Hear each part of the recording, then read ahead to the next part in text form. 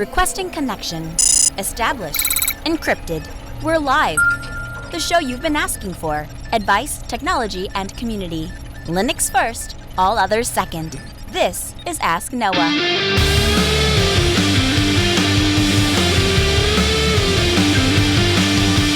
Live from Multispeed Technologies, the Ask Noah show starts right now. This is the show where we came to do all the things on Linux they said couldn't be done and take your questions on how to do the same. The phone lines are open this hour. To be a part of the program, it is a free call, 1-855-450-NOAH. It's 1-855-450-6624, or send an email to live@asknoahshow.com. My name is Noah Chalai. I am your host. Delighted to be here with you as another episode of the Ask Noah show kicks off this hour. Billions of devices may be already patched, but they were vulnerable to a Wi-Fi vulnerability that allows nearby attackers to decrypt sensitive data sent over the air, researchers said on Wednesday at the RSA conference. Now, this is in relation to a new vulnerability that exists in Wi-Fi chips that were made by Cypress Semiconductor and Broadcom, the latter whose Wi-Fi chips were later acquired by Cypress in 2016. So the affected devices include every device imaginable: iPads, Macs, Amazon Echoes, Kindles, Android devices, Raspberry Pis. If there is a device out there that had a embedded chip, there's chances are it could have been made with one of these chips, and they have a published list. But there's, just lots of them. The security company discovered the vulnerability. They said that the flaw primarily affects the full Mac WLAN chips, which are used in billions of devices. They're naming the vulnerability KROOK, Crook, and it is tracked via CVE 2019-15-126. So they have patches that are available, but like patching usually goes with stuff, the user has to apply the patch. And the company has to have the resources lined up for the user to apply the patch. And then the user has to be aware of that. And that's easy enough to do when you start talking about Mac OS, or when you're talking about iPads, or when you're talking about iPhones or any of the Android devices. It begins to get difficult when you start talking about Android devices. But it gets even more complicated when you start talking about third-party Chinese stuff that's out there that's made as a one-off kind of a thing. And there really isn't a whole lot of time put in, or effort, or resources, or server infrastructure put up around maintaining these devices. That gets more complicated when you start looking at routers and how many routers are out there that people put in their home and they don't even log into them. At least with even the cheapest, most crappy Android phone on the world, at least there is an option for a push notification to pop an update up and say, hey, do you want to update the device? Hey, do you want to update the device? Hey, I just won't go away until you update me. You can do that on an Android device. How do you do that on a router? The only thing you could do is, I suppose, inject something on a web page that would redirect to the router's login page and force you to log in or something like that. But then again, how many customers do we come across on a weekly basis that don't even know the login to the router? And if they do know the login, it's probably the default one that they have written down on the thing. And so this, and as 2Bit points out in the chat room, the user also has to be pretty confident that the patch isn't going to brick the device, which is something that I just struggled with here last week. We had a problem, as some of you may have noticed, with some of our equipment last week, and went in to troubleshoot the problem, and the issue was we hadn't updated something in the studio. And of course, the reason I hadn't updated it was because I didn't want it to break right before a show. Didn't work out so well. But the idea is that you can create these patches. It doesn't necessarily mean people are going to apply them. Now, the attack surface is increased since an adversary is able to decrypt data that was transmitted by a vulnerable access point to a specific client. And even if the other side of that device is not vulnerable, as long as one of the two parties was, you're able to decrypt that traffic. And so, of course, that would mean, let's say I have an access point and I keep my network up to date, but somebody brings a computer into my house and connects to the access point they have, and I give them the guest login, whatever. Now that traffic may be intercepted.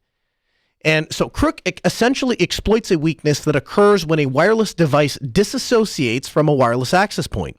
If either the end device or the access point is vulnerable, it will put any unset data into frames into a transmit buffer and then send them over the air. Rather than encrypt the data with the session key negotiated earlier during a normal connection, vulnerable devices use a key consisting of all zeros, a move that makes decryption trivial. So disassociation is what we call it when the access point and the client device, whatever it is, they choose to talk together, and they may choose to disconnect for one reason or another. Either somebody turns the Wi-Fi off, maybe somebody walks out of range of one access point. This is something we deal with on a day-to-day in a hotel situation. If you have access points, you're looking for about 20 dB of signal separation so we place access points so that any one user between the two access points has about 20 dB of signal separation. That will usually force the client to disassociate from an access point and start looking for a stronger signal. Now, that's a useful process when you're trying to get Wi-Fi inside of a hotel built 100 years ago. It's not so useful when these packets are using a key comprised of all zeros, and it allows hackers to decrypt that traffic.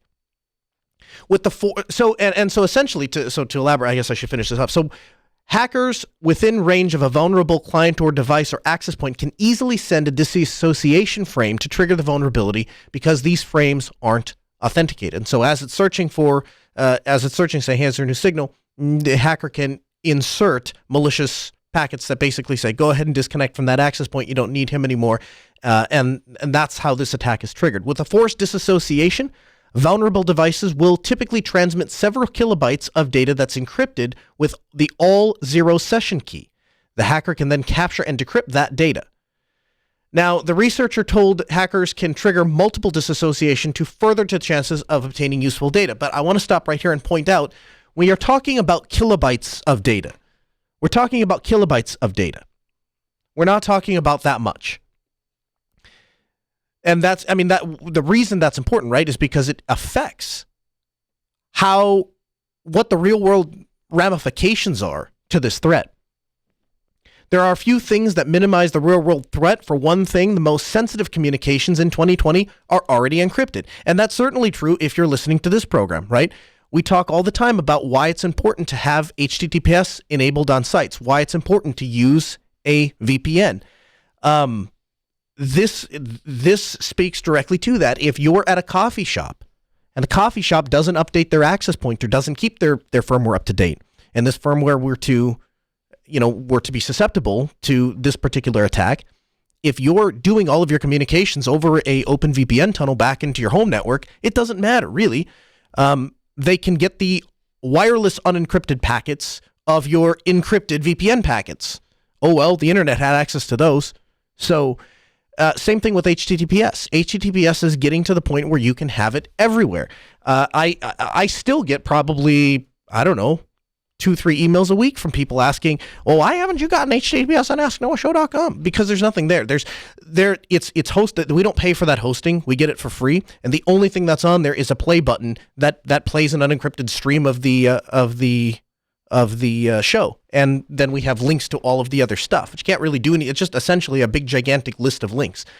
But aside from that, at someday, I fully anticipate that the hosting provider that's providing us the hosting for that site, absolutely at no charge to me, is going to eventually get to a point where they're going to give out HTTPS for free. Why? Because it's becoming so prolific, and open source is filling those niches and pairing people that have a need with a tool that fits the budget, and something we're going to circle back to in a little bit.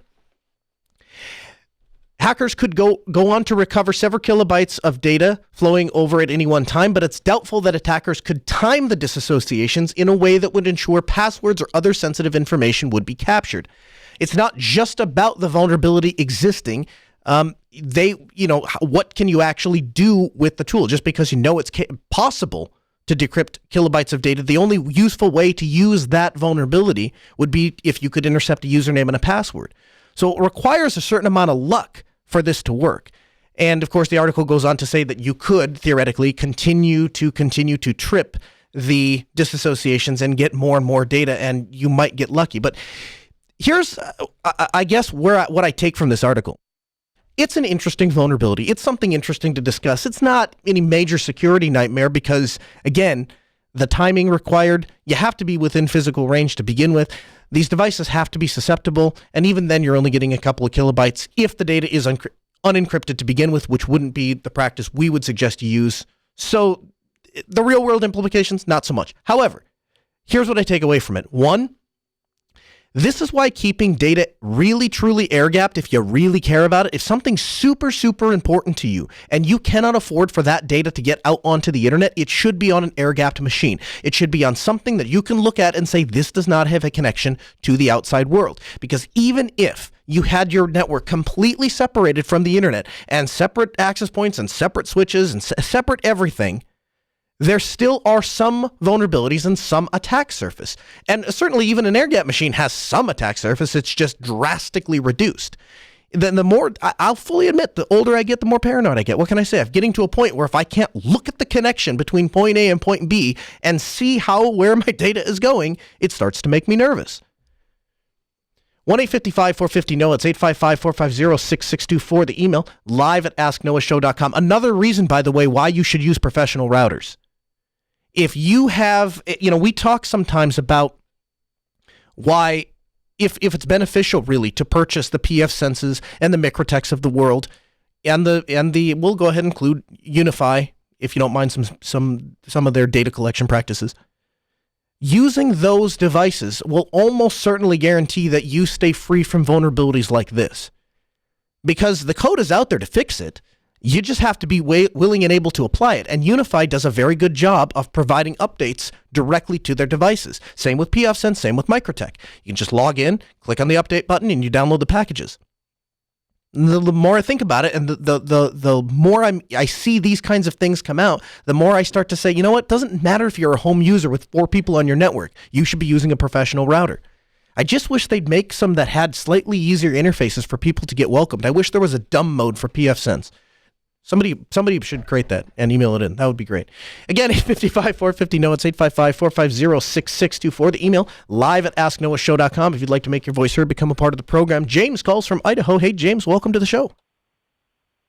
Hey, this is a weird question that might be, is I have the same app copied on, I know it's going to sound ridiculous, Straight Wine installed, okay, and Play on Linux.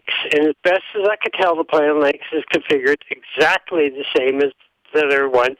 But when I run it out of Play on Linux, it crashes all the time. When I run it out of Straight Wine, which the installer installed and set up, runs perfectly. And I was wondering if you had any idea what Play on Linux is doing goofy with its configs. Sorry, you'll have to enlighten me a little bit. I'm not familiar with plain Linux. What is plain Linux? Play on Linux. Play on Linux. Play on Linux. I'm sorry. Okay. Okay. Versus, you know how you set up regular. If you just install Wine, I have the same app installed in just the Wine folder, and then the exact copy of it, as far as I know, set up in Play on Linux, and then trying to set the Wines up identical. But Wine will crash every single time, and whatever Ubuntu sets up for regular Wine is working perfectly, and I was wondering what gives. Yeah, that's a great question. It sounds like that's something that would almost need to be a bug report, James, and to say, hey, this is what's happening. But this is what I would take away from that is this is why it's beneficial to have multiple people and multiple eyes looking at the problem from different perspectives, right? That when you find some people that create one project and they do a really good job and they really keep their eyes on the ball, and then somebody else looks at it and says, I got a slightly different way to do that, and then they give their approach, and what you find is some people can really nail these problems, and they add value to existing projects as they expand them and make them better. So I would honestly open a bug and say, hey, this is what's happening, and this is the experience, and this is what I'm having, because I'm sure if a developer crawled in there and looked at the underlying code, somebody could figure out what it is. That's just not something I can do in a 5-minute phone call over the air. Again, 855-450-NOAH. That's 1-855-450-6624. The email, live@asknoahshow.com. We'd love to have you join the program. So Facebook is doing something interesting. They are becoming a sponsor of OBS. Now, they have Facebook From their perspective, they just have a need for software. They have users that are on their platform. They make money when those users have any sort of exchange because it puts eyeballs on Facebook where they make money off of ads. And they want to extend that service to as many people as possible. And they don't really care about the features or how people interact with it. They just want people to do it. Now, I remember when Facebook Live first started off, you had to have the Facebook app installed on your smartphone. And I remember thinking about how problematic that was, because if I was going to do anything live, I'd want to use a proper camera. I'd want to have a proper audio interface. I'd want to have a proper microphone. This is the way that I would choose to do something live. And I thought, why can't you just give me an RTMP little thing that I can stream to? Well, didn't take very long before that took off. And now that has become the standard for sending content to various places. And you would need a piece of software that everybody can make tutorials on, that everybody can get their head wrapped around, that's easy enough to use, that's stable enough to use, that has enough features for everybody to get done what they want to get done.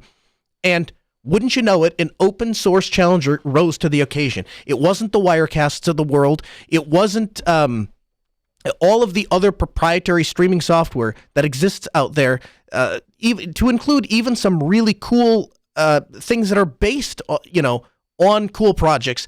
That I can't remember the name of that suitcase streaming device, not Telecaster, but all of those things could have been contenders and could have been what people landed on. And what happened was, I think the timing hit in a very succinct way.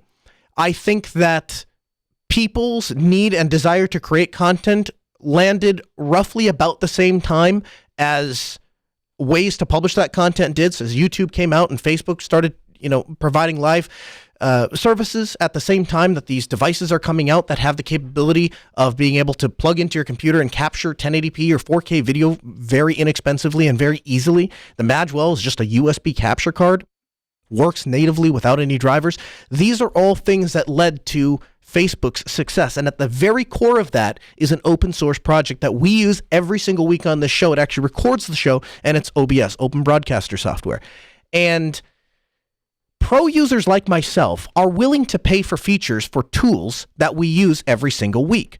What you find where there's a problem is when you have a bunch of users that expect something for free and a developer, you expect them to develop a piece of software that really delivers a crystal clear, perfect product with a perfect attention to detail and not very many bugs to the point that people can depend and rely on that software. And you want that developer to do it for next to no money.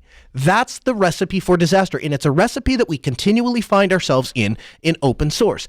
And the OBS team is figuring out how to turn this around, and people are responding. I am willing to pay to use OBS because my podcast fundamentally depends on this piece of software. And back when I was on last, we interviewed the project and we literally asked them, how can we help? How can we give back? How can people help you? We love what you're doing. And I didn't feel like I came away from that interview with a great answer. I was not aware of this contribution program, which apparently started about a year ago, but you better believe as soon as I found out about it, I signed up immediately. So I don't remember what whenever the next release of OBS is, there's like a thing where you can see all of the people that are supporting the thing. You will see the Ask Noah show in there, and I'm proud that you'll see the Ask Noah show in there because we want to give back to the projects that make this show possible. And I think most people in the open source community get to a point at some point in their career where they look out and say, I am where I am because of the tools that have been given to me by open source professionals. I hit that moment when I was at Red Hat Summit last year, and I was talking to the very people that make it possible for my 9-year-old son to run a Minecraft server in his bedroom because he thinks it's cool, and the tools are available for him to do that, and they don't cost anything because a lot of really nice people put a lot of really hard work in and were willing to give their code away. That shouldn't mean that they go unpaid. And so those of us that do make money off of open source and make money using open source have a responsibility to be good stewards of that community and give back. Facebook makes money unquestionably off of OBS. Facebook has profited almost probably more than any other platform, except, maybe Twitch and maybe they duke it out. But I think Facebook Live is where I see the vast majority of average people signing up to say, hey, I just want to share my life. And they're using OBS in a lot of places to do that.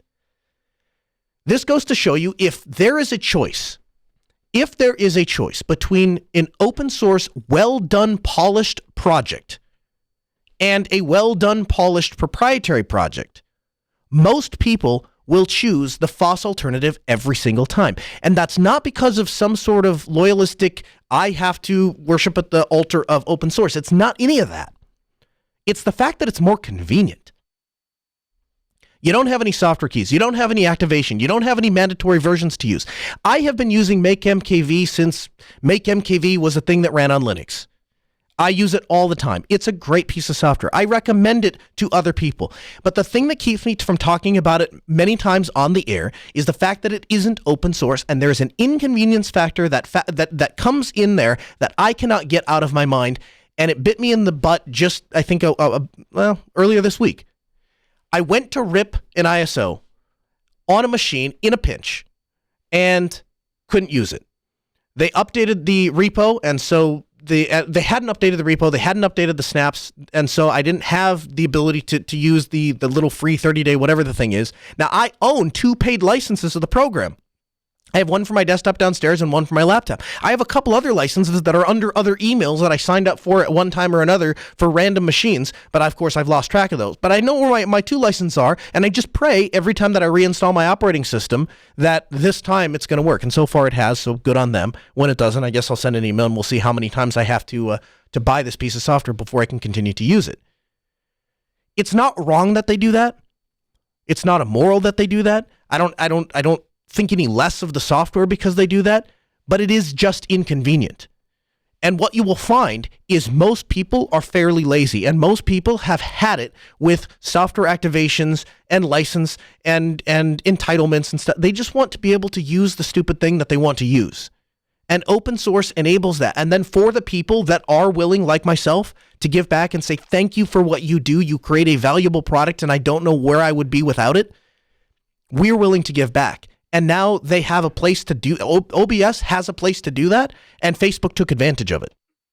They took advantage of it in a big way, and now Facebook becomes an entity that is going to fundamentally empower the OBS project to continue making great software. And I hope they up the contribution limits at some point. I would imagine that if their top tier was $1,000 or $2,000, I would bet that they would probably have that Facebook would probably even, would even up. And I don't know, maybe they have a special agreement with Facebook. Maybe it's not just through the Patreon that's on their contribution page. But good on OBS for having an easy way for people to do this, and good on Facebook for taking advantage of it. Again, we've got open phones this hour at 855-450-NOAH. That's 1-855-450-6624. The email, live@asknoahshow.com. Make your voice heard, become a part of the program. You can also join us in our interactive mumble room or our interactive chat room at freenode.net /Ask Noah Show. Intel SGX was announced back in 2014 and launched with the Skylake Micro architecture in 2015. It's one of the first hardware encryption technologies designed to protect areas of memory from unauthorized user up to and to include the system administrator themselves. SGX is a set of x86 instructions that allow a process to create an enclave within the memory, which is hardware encrypted. Data stored in the encrypted enclave is only decrypted with the CPU, and even then, it's only decrypted at the request of the instructions executed from within the enclave itself. This is intended to allow confidential, high-stakes data processing to be safely possible on shared system, such as a cloud VM host, enabling this kind of workload to move out of the owned and operated data centers and into massive scale public clouds allows for a less expensive operation, as well as the potential for better uptime, scalability, and even lower power consumptions. The idea being here, if you have something that some sort of calculation that you have to run that has vital importance to your business, and if it were to be leaked, it would be massively problematic, you become concerned about sharing infrastructure with other people. You become concerned about having that server process run on a server that's shared with other people that rent from the same cloud provider. And so, consequently, they keep them in their own data centers and under their own control. And that's, if there's anything that we know about the IT industry, it's, of course, far more efficient when we share a a given resource, and when there's very expensive resources and centrally located resources. It's why cloud has become as popular as it has, despite the disadvantages to the user. But the downsides, so the Intel has been working on this, and the upsides would be incredible. The downsides, though, are if you design an application to use SGX to protect its memory, that application will only run on Intel processors. And the second problem is you have to specifically design your application around SGX. You can't just say, well, go ahead and use encryption, don't use encryption. Now, SGX enclaves are limited in size, so all enclaves on a system must fit into the enclave page cache, which is currently limited to 128 megabytes total. Not 100 megabytes per process, 100 megabytes total. And so you're never going to fit the entire operating system or even containers into a 100 megabyte box. So you're essentially telling the application developers, here's a special little place of RAM that's 128 megabytes, use it wisely because that's what you get. And so if you have something that has to be protected, store it here, but you can't store it anywhere else. And obviously that's kind of a kick in the pants. Many common workloads could easily see a throughput decrease of 20 to 50% if executed inside of an SGX enclave. And so the performance degradation here plays a major factor. In 2018, AMD proposed new technology to secure memory from unauthorized user called SME, or Secure Memory Encryption. Unlike Intel's SGX, SME would allow for any page in RAM to be encrypted and decrypted in hardware. Any page marked for encryption would also be encrypted with a 128 AES key generated via a random number generator at reboot. These keys are only accessible to the CPU hardware itself and cannot be exposed to users, including root or system administrator levels. SME, like SGX, requires some planning on the part of the developers. However, a stricter subset of SME called TSME, Transparent Secure Memory Encryption, would allow for the entirety of system RAM to be encrypted using SME. As entire system features, TSME is enabled or disabled in the system BIOS, or UEFI, and it requires no special planning on part of the application once enabled. Everything's encrypted. That, by far, seems like the better way to go. And AMD's approach in general seems like a better way to go. Now, here's the part where I'm going to play Ryan for just a minute. When you have two actors, you have three actors, right? You have NVIDIA, you have Intel, and you have AMD. Two companies are doing their own thing, are doing what's in their own best interest, and Intel is not having a great year. Intel has not been having a great past few years ever since speculative analysis or speculative vulnerabilities that have started to come out. At the same time that AMD is and Ryzen is starting to really take off, Intel's suffering a hit. And then you start looking at graphics cards. And at the same time that AMD is starting to get a rise and really starting to gain some traction, NVIDIA keeps screwing the pooch. And we have had the difference for me directly when I went from an NVIDIA card in my daily driver to an AMD card was like night and day.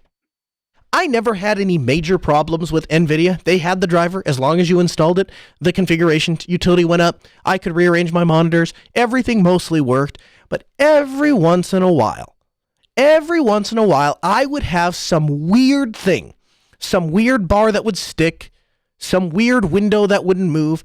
And I think a lot of us who grew up using Linux and a lot of us who have been using Linux for 10 plus years, 15 plus years, just remember the time when Linux was just the oddball kid. I mean, it just did weird things and you were like, well, that's what I get for using Linux, you know? And we've just come to accept it. And it's not that it's any worse, I think, than Windows or Mac OS. I think the weirdness, the quirks are just different, and we've just come to kind of accept some of them. And so when I have a window lockup or a bar lockup, I just kind of attribute it to, well, I guess that's just an issue. That's just a bug, and I'm not the kind of person that can fix something like that. I wouldn't even know how to begin to debug it, so I will just accept that as part of one of the challenges that I deal with in my day. And then I put an AMD card in my system, and then I put an AMD processor in my system, and my gosh, I've not only not had to reboot the thing, but it works flawlessly every single day. And day after day, I come down there and I sit down in my lab and I use it and I think to myself, I walk out, I'm like, man, there's another day. I've just had no problems with this machine. It's just been fantastic. And it can only be so much time. It can only be so much time as Intel continues to have more and more issues, and they're trying to fix this, and they're trying to extol the virtues of SGX, and it's not getting them anywhere. It feels like they're playing catch up. It really does. 1-855-450-NO. It's 855-450-6624. James, Idaho, welcome back. Hey, Noah. Hey. Well, I have a complicated, simple question. If you had a very limited budget, say $200 to go out to a big box store and you wanted to build a little home NAS, or buy a little home NAS, which communicated well with Linux, but here's a twist, your family member too has an iPhone and they want to talk to it too. Off the shelf, what would you get, and could you build it DIY, and what would you do that way? What was your price? What was your budget? I would I only have a couple $100. I'd like to have two, if possible, don't care about the drive quality, two drives, viewing purposes. But to communicating to the Linux properly, and then the twist being on Apple to keep saying you got to use Apple stuff for an iPhone. I'll be honest with you, James. I think you're going to have a difficult time walking into Best Buy and walking out with a NAS solution for $200. I really do.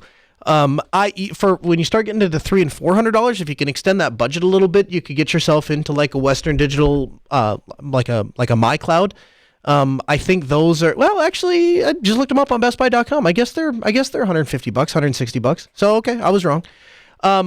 But the issue is essentially this is a hard drive with a network card in it and really nothing more. You're going to get some basic Samba shares out of it. Maybe you can get a basic NFS share out of it, but you're getting no redundancy, no backup, no utilities, none of that. For $200, if I was trying to spend $200 and trying to really get my bang for my buck, I would go to eBay and buy like a gently used Optiplex, older Optiplex, and just flash that sucker with FreeNAS. You're going to, you can probably pick up I would bet you could pick up an Optiplex on eBay for, if you're really pushing it, I bet you could get it for $50 or less. Some of the 7.6. Another part of the question, it was the DIY version of it. What would you do with the DIY session? Yeah. Let's talk about the DIY, because you're gonna get so much more bang for your buck out of that. I just looked on eBay. You can get a Dell Optiplex 790 with an i5 in it, and 8 gigabytes of RAM for $69. You get a $69 Optiplex, and you put a couple of Western Digital Reds in there. If you got the 1 terabytes, you could stay under $200, I think. And if and what you'd get there is you'd get ZFS. You'll get the ability to do backup. You'll get the ability to do scripts. You'll get the ability to put in jails. You'll get the ability to operate in the same environment that you would if you wanted to grow the NAS later on down the road. Also, DeLuca in the chat room points out that the DS120, which is a Synology NAS, is $100. And there's actually, Synology is my go-to, like if I want one off the shelf and I just need to pull something off the shelf, plug it in and have it work, and it has to be cheap, Synology is what I go with. I like the fact that it uses, or that you have the option of using X4. The other thing is, I think their interface is one of the best web interfaces out there. It practically feels like you're using a desktop. And they're cheap to boot. One reason I would go with the Optiplex and the FreeNAS solution over the Synology is that you're going to be able to get, the 2-drive Synology is going to be $169, and that's diskless. If the 790, you're going to be able to put, I would guess you'd probably be able to get 4 disks in there, because they have two. Looks like they've got 2 5.25-inch bays that you can put 2 drives in, and then you probably at least have the hard drive. So I'm guessing you get 3 or 4 drives in that machine. That would set you up a lot better. That's the way I would go, James. And would that work well with the my sis has an iPhone? Yeah, so here's the situation with iPhones, right? You're going to have a difficult time any which way you swing it trying to get an iPhone. Doesn't matter what you buy. You're going to have a difficult time getting an iPhone in general to try to communicate with something other than iCloud because that's just not what it's designed to do. But there are ways to do it, right? You could run Nextcloud in a jail. You could install the Nextcloud app on the iPhone and you could start sending data that way. That's one way you could do it. If there is an option, and I'm not much of an iPhone user, but if there is an option to map drives or to map media shares and stuff like that, if you're doing media, you could do Plex, and of course that's going to work on the iPhone.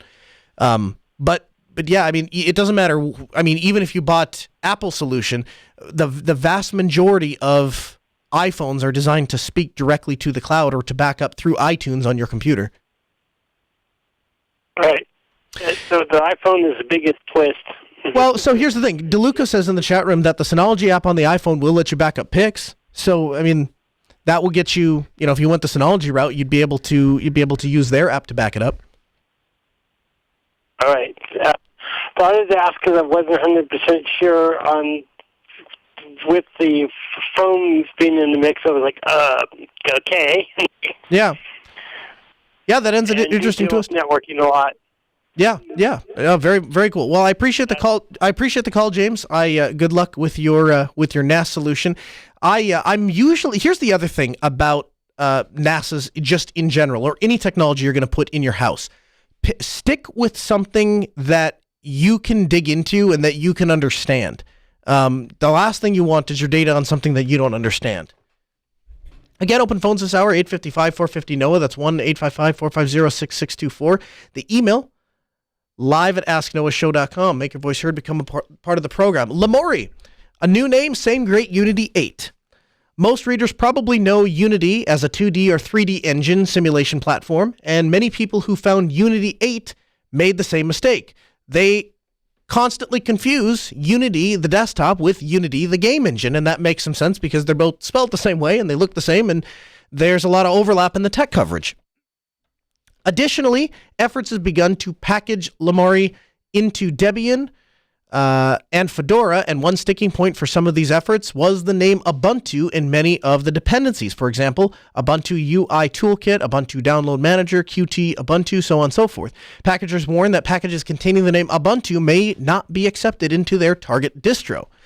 And so the team came together and said, listen, we need to do something about this. So what we're going to do is pick a new name for the Unity desktop. So if you used Ubuntu prior to 2017-ish, I think, you were using the Unity desktop by default. If you were using the Ubuntu distro after late 2017, I think 17.10 was the first one that came out with, or maybe it was 17.4, I don't know.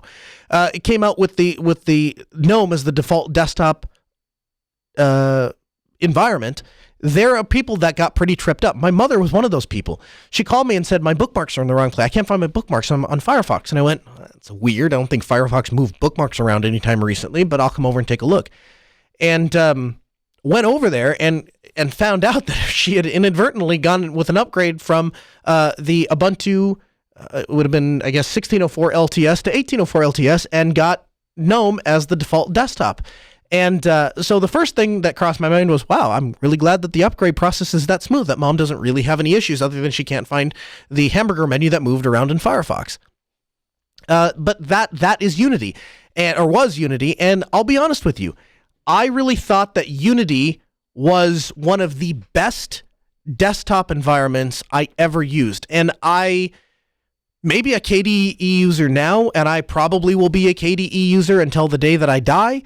You will have to pry it from my cold dead hands, but the truth is I would have never even tried KDE or switched off of Unity because I was that happy with it.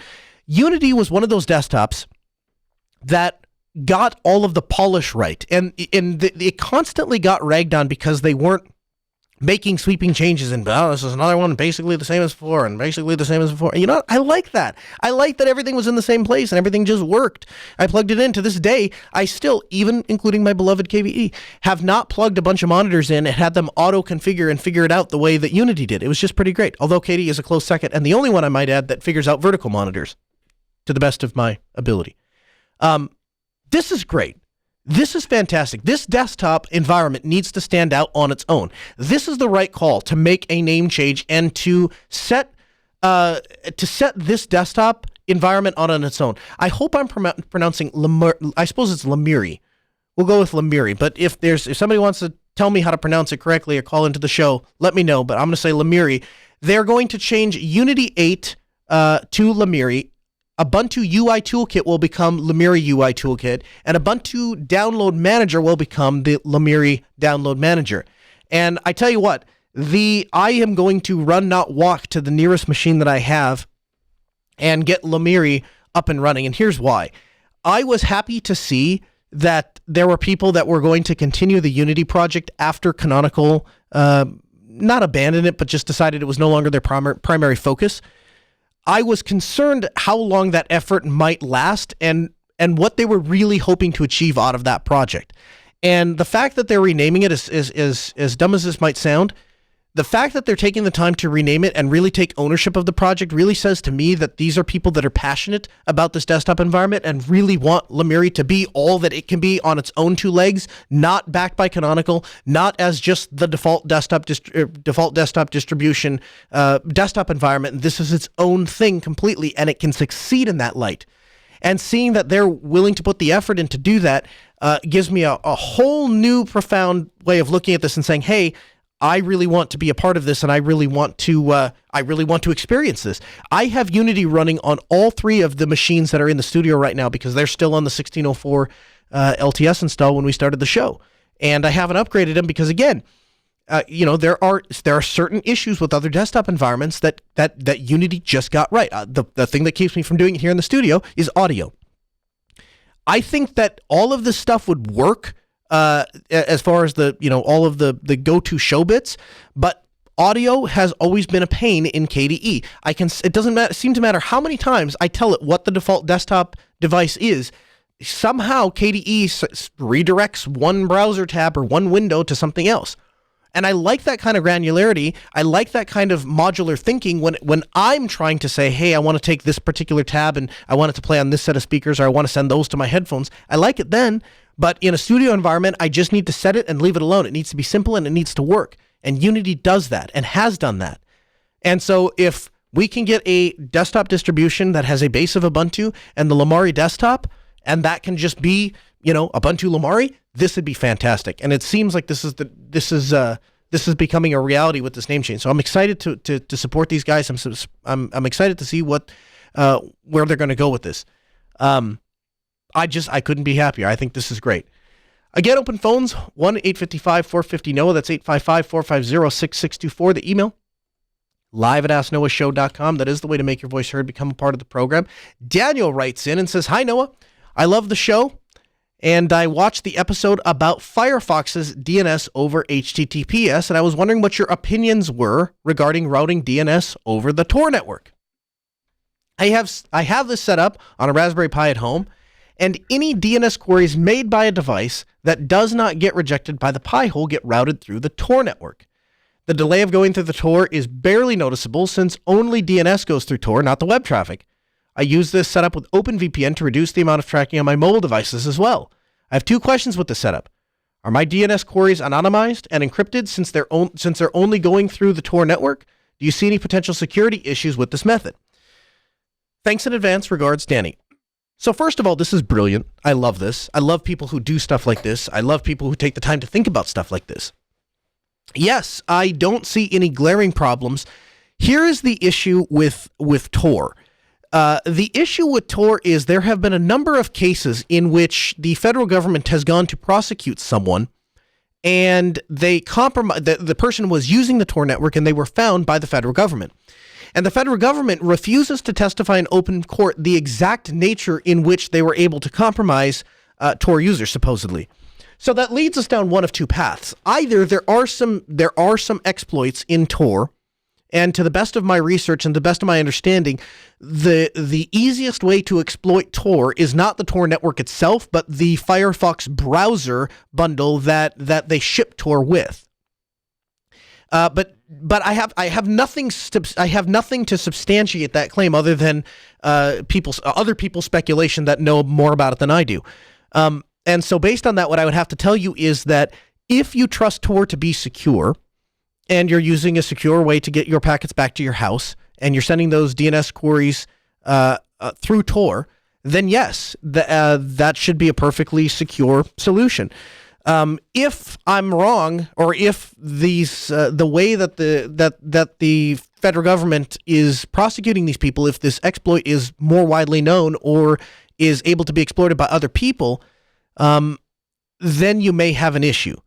And so the real answer here, to me, is to continue to push forward with DNS over HTTPS and encrypted DNS queries.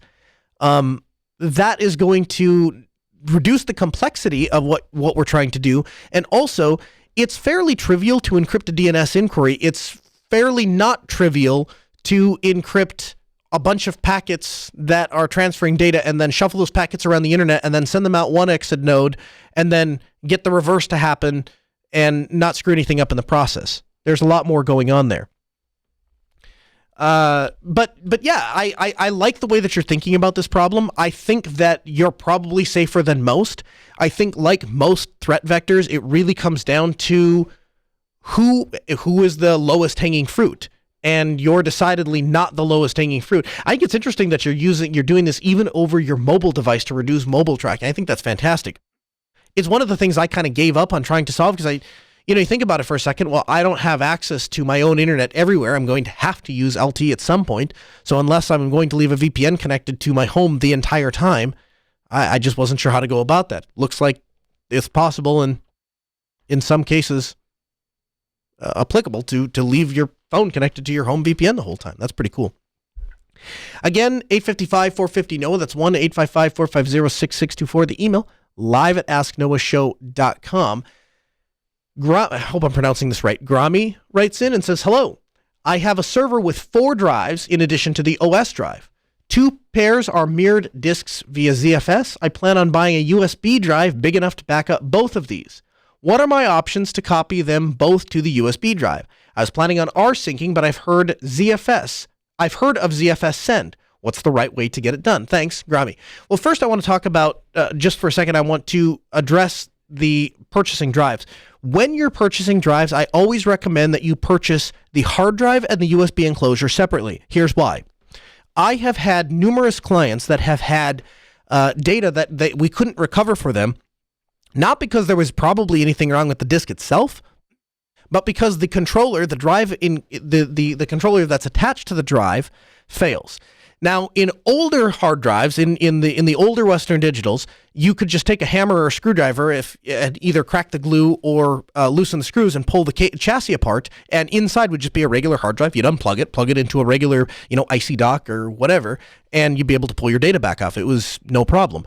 Now, though, I have had in an alarming amount of drives that have come back into the shop, and we pull them apart only to find out that the controller is actually soldered into the drive. There's no SATA connector. There's nothing there that you can pull out, and so you either have to desolder their thing and then solder on your own SATA connector, which is that would be a beast for most people, and certainly we're not going to get into that, or you do what I do, which is purchase a drive separately, purchase a USB enclosure separately, and then combine the two. Here's the other thing it does. It allows you to get some input on what kind of drive you want. You can purchase a WD Red for NAS drives. You can or a WD Black if it's just like a desktop style drive. You have some input into what kind of drive and what kind of features you want in that drive, and you get some input on what kind of features you want into the enclosure. But it also enables you to take that drive out and put it into a dedicated NAS if you ever get to that point where you say, I don't want to connect it over USB. I want the faster write speeds. I want the faster transfer speeds. My data is getting too big. I want to be able to have that all in one contained unit. If you have a separate hard drive, you just open the chassis up and throw it in the drive. DeLuca asks in the chat room, I have some WD where the controller is in the case has some encryption built into it as well. So if you pull the drive out, it's encrypted by the controller in the Western Digital case. Now I have 2 reactions to that. The first is another reason to go with what I'm telling you to do. But the second thing is that's really cool that they're actually encrypting at the case level. That's pretty fantastic that Western Digital is taking that step to help protect users. Somebody smashes and grabs the drive, I assume there's some sort of password that's required to get past that encryption. So that's kind of cool. Or at least it opens up the capability of it hardware-wise later on. To answer your direct question, what way is better, rsyncing or ZFS send? Here's the right answer to that question. The method that you understand. Is ZFS send a more sophisticated technology and will enable you to do some more advanced things? Yes. Is it something that I encourage you to experiment with and play with? Yes. Should you use it if you don't understand how it works? Absolutely not. I would tell you to highlight all of the folders and Control-C and open up another window and go into the folder that you want to back up and Control-V and watch them copy and then, maybe run a couple of syncs in the terminal just to cover your bases. And then unmount those drives and call it a day. I would rather you do that, and it will take longer and it's not efficient and it doesn't do deep duplication and all that stuff.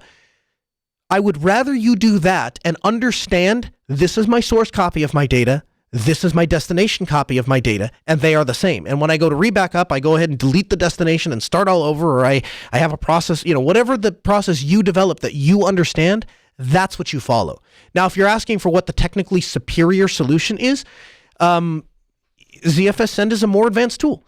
rsync is great if you were going between platforms. So if you didn't want ZFS on both ends, which is certainly the case at Altispeed, we aren't always backing up to the same kind of system that we're coming from. Sometimes we're coming from a hardware RAIDs situation where it's where there is no ZFS, and we're of course coming to all of our stuff is ZFS on the storage stuff is ZFS on the back end. But so rsync is a great tool in that example. rsync has been used and is still the default backup script that we use at Altispeed. It has been for a long time, probably will continue to be for a long time. It's just a very universal tool, and you will be hard pressed to find something that you want to do that rsync isn't capable of. There's pretty much a flag for just about everything out there. That said, there are some really cool companies that are using ZFS Send to host backup solutions. And the reason that they're using ZFS Send is first because of the nature of ZFS and the reliability that you get off of that, but also because of the powerful nature of ZFS Send. So I would tell you, don't play with it in production. Set it up on a test box, play with it a little bit, take a small amount of data and play with it for a month and send some data back and forth and see how it works and understand how it works. If you have questions, write back in and I'll try and answer them for you. But don't put anything to include rsync into production unless you understand it soup to nuts. And that goes for anything that you're going to host your data on. 855-450-NOAH, that's 1-855-450-6624. The email, live@asknoahshow.com. Just a couple of moments left in the hour. Get your call in if you'd like to. We're going to be at Scale. That's coming up Thursday, Friday, Saturday, and Sunday. Now, I'm not doing a live show. I'm interested if there's ever anybody interested in having us come out there and do a live show from the show floor, I'd be happy to do that. What we found in our statistical analysis is that there wasn't a lot of interest in it other than when we just left the live stream going and people could come and hang out and ask questions and kind of see people stop by the booth. But I primarily go because I want to meet with other people. And so William and I are both going to be there. We're going to be hanging out, walking around the show floor. We will host a get-together. And so details will be found in the show notes for this episode, although they won't be there until later in the week when we have all the links and stuff like that set up and ready to go. And so I'll have them in there. But come back and check the show notes for this week. Get the link for the get-together, and we'll meet up and have dinner and hang out. I think it'll be a good time. We'll be walking around the show floor. If there's anybody attending Scale that you would like to hear from, I fully intend on catching up with the folks from Yubico. They have some cool stuff that's come out this year that I want to talk to them about. They had the first biometric YubiKey that they've ever released, and that's available. And of course, I want to ask them about that and how it works. I also want to hear how the latest U2F standard is going and how password logins are coming along. And these are some people that we've interviewed in the past. They're very, very interesting to talk to. They really know their stuff. They're true open source geeks. So I'll be excited to get them back on the program. If there's anybody else that you see that's attending Scale, would you please send me an email to live@asknoahshow.com, live@asknoahshow.com, and let me know, hey, this is something I would be interested in. These are people I would be interested in hearing from. from. If you have any specific questions for people, let me know. If you're going to be at Scale and would like to meet up and go out to have dinner or hang out with us, you can also send me an email, live@asknoahshow.com, and I'll either redirect you to the get-together page when we get that situated and finalized, or if you want some one-on-one time, if you have a question or you want to hang out or you just want to hack on something, let me know, because that's what I'm there for. I'm coming to hang out with people and just kind of enjoy myself. We'll meet up with System 76. We'll chat with Emma and see what I know. They have a new lineup of colors coming to their system, so this is pretty cool. And of course, we get all those details and get them on the show, and invite some people from Scale that we meet up with back onto the show for later interviews. And so I think it'll be a good time. So Thursday, Friday, Saturday, and Sunday, if you're interested, please head over to Pasadena, California, and come meet up with us. We're going to be playing with Linux. We're going to be chatting about Linux. We're going to be having a good time. I think the last time William and I sat in a coffee shop for like 5 hours with 2 YubiKeys, configuring them in every different way that we could think how. We put GPG encryption, or GPG SSH, and then we did it with PKCS11, and we got to play with the new Type-C one that they came out with. Oh, I can't wait. I just can't wait. Hey, if you want more information, we never get through all of the stuff in this show. There's always more articles we haven't gotten to. We link them at podcast.asknoahshow.com. You can head over there and get the latest show notes. Also, head over to wiki.linuxdelta.com. People are submitting how-tos. They're submitting guides. I'm dumping all of the resources that I have for the show, slowly migrating it over there. Check it out. It's a great site. Also, linuxdelta.com. Leave your review for your favorite distro. We'll see you next week after Scale.